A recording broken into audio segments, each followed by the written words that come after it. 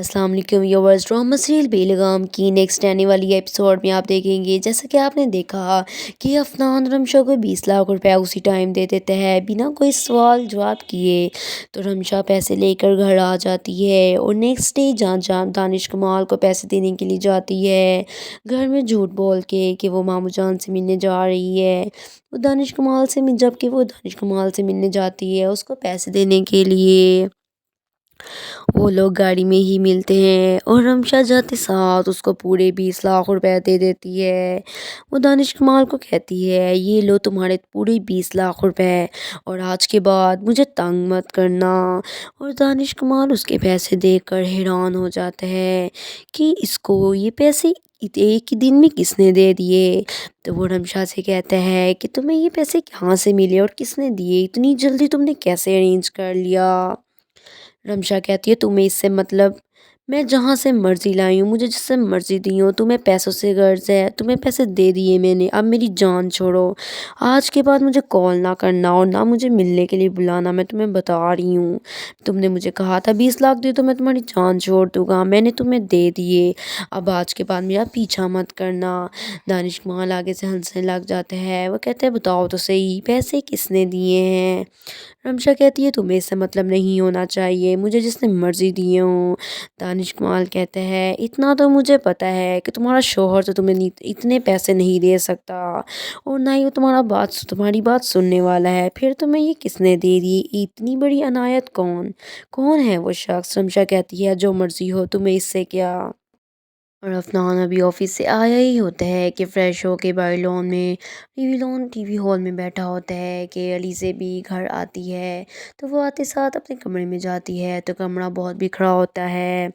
अली से कमरा देखकर बहुत हाइपर हो जाती है, उसे बहुत गुस्सा आता है, ये कमरे में इतना गंद, सारे कपड़े वार्डरोब से बाहर, ये क्या सीन है। तो वो फूल गुस्से में अफनान को आवाज़ें देती हुई आती है कि अफनान, ये क्या तरीका है, कमरे में इतना गंद कौन मारता है, सारे कपड़े बिखरे हुए हैं, ये क्या है, इतना गंद कमरे में।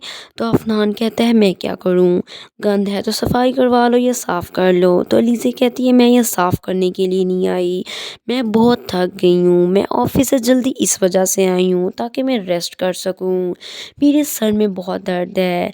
तो अफनान कहता है, तो मैं क्या करूँ अगर तुम्हारे सर में दर्द है। तो अलीज़ा कहती है, कमरे में इतना गंद है कि मैं रेस्ट कहाँ पे करूँ समझ नहीं आ रही, तुमने कपड़ों का इतना गंद मारा हुआ है, समेट नहीं सकते क्या। तो अफनान कहता है, नहीं मैं नहीं समेट सकता। क्या मतलब मैं समेटूँ, समेटना है तो खुद ही समेट लो, मुझसे नहीं समेटे जाते। अलीज़ा बहुत गुस्सा होती है क्योंकि उसके सर में बहुत दर्द होती है। वो रेस्ट करने के लिए घर आती है तो अपने कमरे में बहुत गंद होता है, तो गंद देखकर बहुत हाइपर हो जाती है। तो अफनान का कहती है, अफनान भी आगे गुस्सा हो जाता है।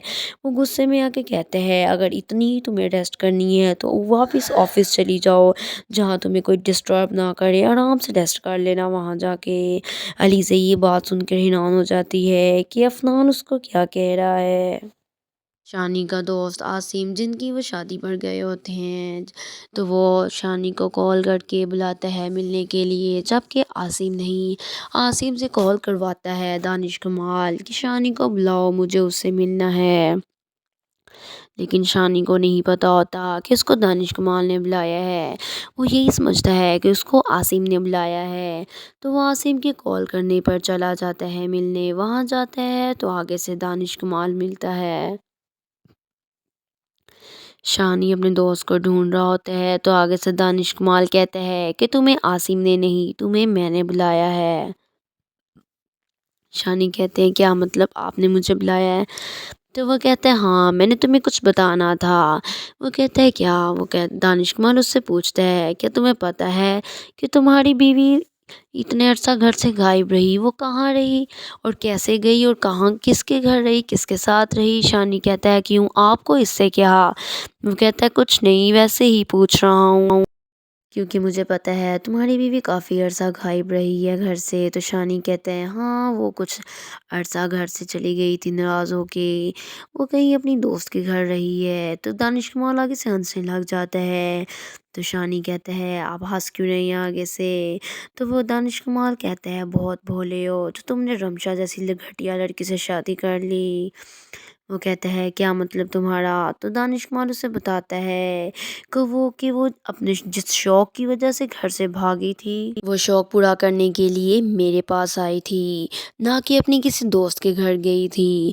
میں ایک ڈائریکٹر ہوں تو وہ میرے پاس فلمیں شوٹ کرنے کے لیے آئی تھی اور میرے ساتھ میرے ہی گھر میں رہی تھی۔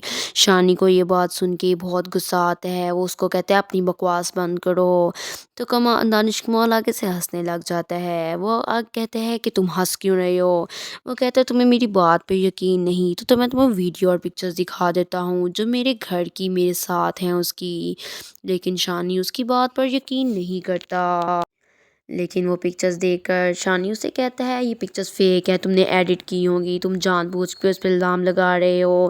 تو دانش کمال آگے سے کہتا ہے تم بہت بھولے ہو جو تم نے رمشا جیسی لڑکی سے شادی کر لی، تم بہت معصوم ہو، تمہیں تو کچھ پتہ ہی نہیں ہے اس کے بارے میں، وہ کہاں رہی اور کیسے رہی۔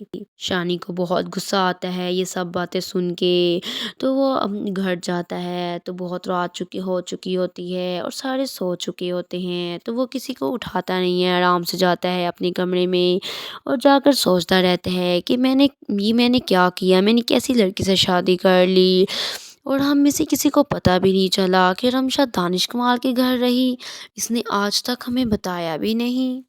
شانی دانش کمال کے سامنے تو اس کی باتوں پہ یقین نہیں کرتا، لیکن گھر آ کے وہ اسی باتوں کو سوچتا رہتا ہے کہ یہ ہم سے اتنا بڑا سچ رمشا نے ہم سب سے چھپایا، اور وہ دبئی جا کے اسلام آباد جا کے دانش کمال کے ساتھ رہی، رمشا نے ہم میں سے کسی کو بھی نہیں بتایا۔ لیکن شانی کو بہت غصہ آتا ہے، لیکن وہ رمشا کو پھر بھی نہیں اٹھاتا۔ سو گائز، آپ کو کیا لگتا ہے یہ سچائی جاننے کے بعد شانی رمشا کو طلاق دے دے گا یا نہیں؟ اور اس ڈرامے کی مزید اپڈیٹس چاہیے تو میرے چینل کو سبسکرائب کرنا اور ویڈیوز کو لائک کرنا اور چینل کو سبسکرائب بیل آئیکن کو پریس کرنا مت بھولیے گا۔ Thank you.